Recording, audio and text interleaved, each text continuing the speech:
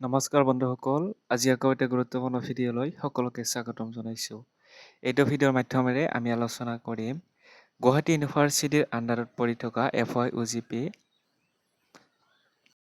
7 ছেমিষ্টাৰৰ এছামিছ মেজৰৰ যিসকলে পঢ়ি আছে তেওঁলোকৰ কি কি ছাবজেক্ট পঢ়িব লাগিব বা কোৰ্চ নেমসমূহ কি কি থাকিব আদি সম্পৰ্কে আমি আলোচনা কৰিম। প্ৰথমে আমি আলোচনা কৰিম অনলি যিসকলে অনাৰ্ছ কৰিব তেওঁলোকৰ কাৰণে, আৰু পিছত আমি আলোচনা কৰিম যিসকলে অনাৰ্ছ উইথ ৰিচাৰ্চ কৰিব। চ' এইখিনি আপোনালোকে চাই যাব। মেজৰ, অনাৰ্ছ আৰু অনাৰ্ছ উইথ ৰিচাৰ্চৰ কাৰণে চাগে পিছত দিয়া হ'ব। এইখিনিতে আপোনালোকৰ দিয়া হোৱা নাই এতিয়ালৈকে, গতিকে আপোনালোকে এইখিনি চাই যাব। চ' প্ৰথমে আপোনালোকে চাই লওক আপোনালোকৰ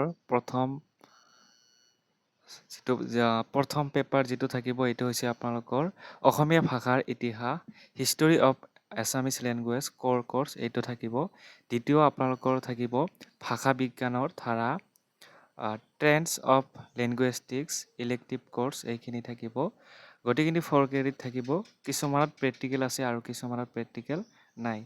চ' এইখিনি আপোনালোকে চাব। তাৰপিছতে আমাৰ থাৰ্ড পেপাৰ থাকিব ভাষা সাহিত্যৰ তত্ত্ব, এইখিনি থাকিব। তাৰপিছতে শেষত থাকিব সাম্প্ৰতিক অসমীয়া চুটিগল্প আৰু উপন্যাস। তাৰপিছতে আৰু আছে এইখিনি চাব অসমীয়া প্ৰান্তীয়কৃত সাহিত্য, এইটো পঢ়িব লাগিব আপোনালোকৰ। অৰ্থাৎ আপোনালোকৰ টোটেল পঢ়িব লাগিব 6টা ছাবজেক্ট পঢ়িব লাগিব।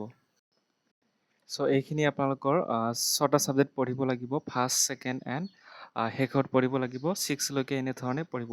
তাৰপিছতে আপোনালোকৰ ক্ৰেডিট পইণ্টটো অলপ চাব। ক্ৰেডিট পইণ্ট যিহেতু ইয়াতে দিয়া আছে 4, অৰ্থাৎ আপোনালোকৰ আগৰ ছেমিষ্টাৰবিলাকত যেনেধৰণে পঢ়িছে 40 আৰু 60, যদি প্ৰেক্টিকেল নাথাকে এনেকুৱা ধৰণে আপোনালোকৰ হ'ব। অৰ্থাৎ টোটেল হ'ব আপোনালোকৰ 100 মাৰ্কৰ এক্সাম হ'ব।